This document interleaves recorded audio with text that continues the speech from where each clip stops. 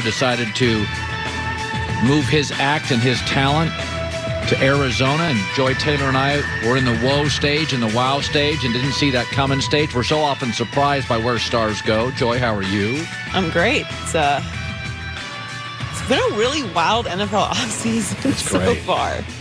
And it actually hasn't really even officially started. It's amazing how many stars. The transaction business in the NFL, Stafford, J.J. Watt, Carson. I want to talk about this. So there was a story out there yesterday. It was down to Buffalo and Arizona.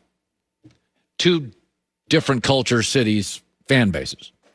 And apparently somebody in Buffalo, a reporter, had talked to a former Texans coach, and they criticized J.J. Watt. They said, quote, he's selfish, only cared about his stats. He does a lot of things that hurt the defense. I wouldn't want him. He hurt us sometimes more than he helped us. So what you're saying is he's a little rogue. That's been the knock on Ndamukong Suh for years. He's a little bit of a, doing his own thing, a little bit of a freelancer. For the record, I've heard a little bit of that with J.J. Watt, a little bit. Now, this morning, it's interesting. If I lined up, and this goes along the lines of what, the big sports betting companies think, if I looked at the NFC West this morning, I would take the Rams to win the division. They won 10 games last year with Jared Goff. I think Matt Stafford's worth a win. I'd have the Rams winning the NFC West at 11-5.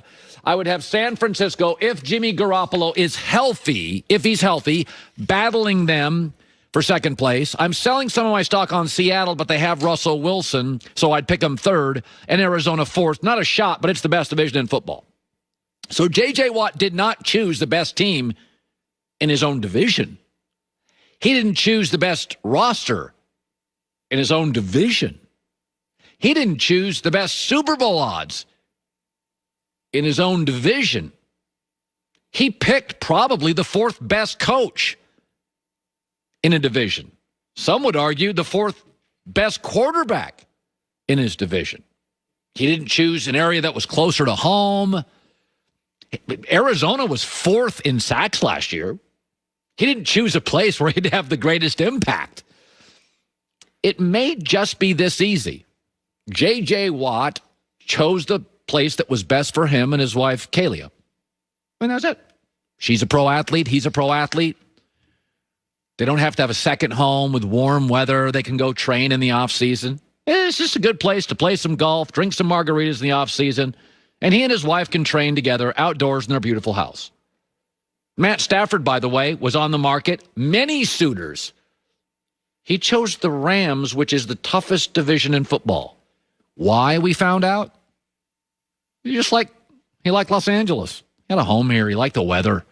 Off seasons are easier. He's kind of worn out from Michigan winters. I mean, he grew up in Texas, played at Georgia. He was tired of the winters. Think about where the stars choose. KD chose Brooklyn. Huh? Kawhi chose the Clippers. Tom Brady chose the Buccaneers.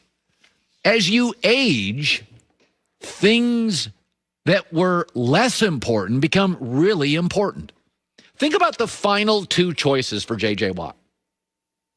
On one shoulder, there's a little Buffalo Bill. Hey, we are a player away from the Super Bowl. You are going to win the division. And on the other side was a little devil, and he was wearing Arizona colors, and he's like, it's Buffalo. You're going to have a second home. Does your wife really want to live in Buffalo? They jump on tables. And it's kind of crazy. Arizona's more laid back. You can golf in the off season. You can golf in the season.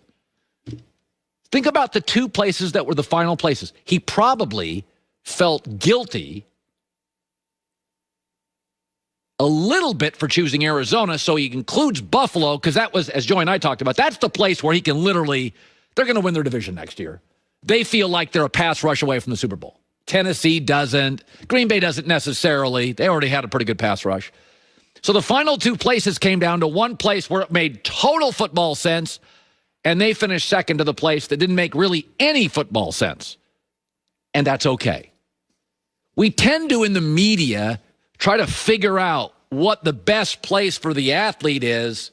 He fits the scheme, the division, and LeBron James chose Miami. They weren't good when he got there, and the Lakers. They were terrible when he got there. Both cities, for a kid that grew up in Akron, a lot of sex appeal, a lot of fun. You can get free agents to come and play there. We're always trying to figure out where players are going to go. We're almost always wrong. In my gut feeling this morning, and I've moved 4 different times to different places. I think, Joy, you've moved 3 or 4 different times. It's never, you get that yellow notepad out, and I guarantee you J.J. Watt did with his wife, Kalia, and they wrote down stuff, and we'd be wrong in all the guesses. And I'm here to tell you, I bet some of it was this. Cliff Kingsbury has a reputation. He doesn't grind players at practice. He's very Sean McVay. J.J. Watt's a Hall of Famer. Does he want to grind at practice? J.J. Watt shows up on Sunday and kicks your arse. He doesn't need to grind at practice. He don't want to get hurt at practice. You may have put that one down.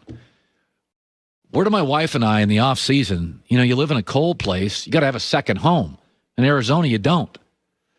So all those little things you write down on a list as we age, when I was 20, professional success was everything. I'm 50. I'm more into my kids' success. Like, pro athletes are the same. KD to Brooklyn.